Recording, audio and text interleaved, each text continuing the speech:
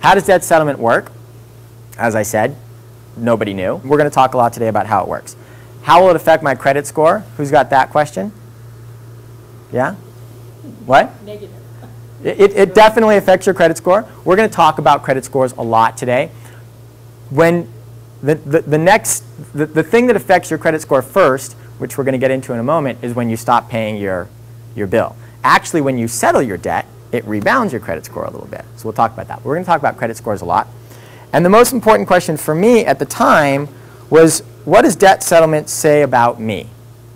Now, if you haven't phrased this as a question yet, many of you might already be feeling it on some level. This notion of, what does defaulting on a credit card payment say about me as a person? What does filing bankruptcy say about me as a person? What does negotiating my credit card debt for less than I owe say about me as a person? All of those things wrap up into what we call identity.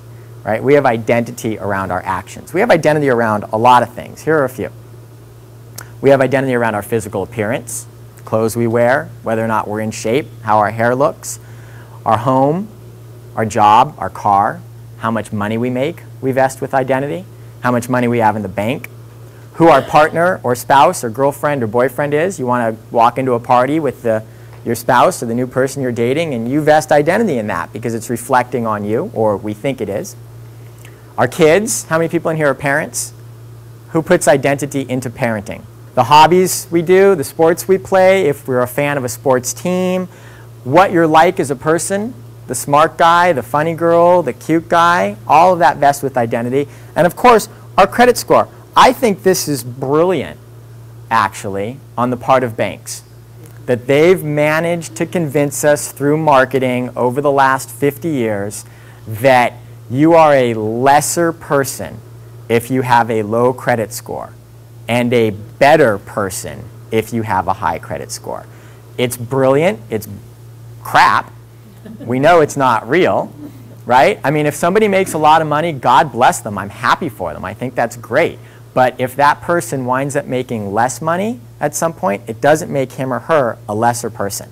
If somebody has a lot of money in the bank, I hope we all get there. I hope we all have zero debt and $1 million in the debit column. But it doesn't make you a better person. It just makes you somebody with a lot of money. But we don't go through life feeling like that. We go through life feeling like it's true, like we're a lesser person if our credit score goes down. We're a lesser person if we negotiate our credit card debt.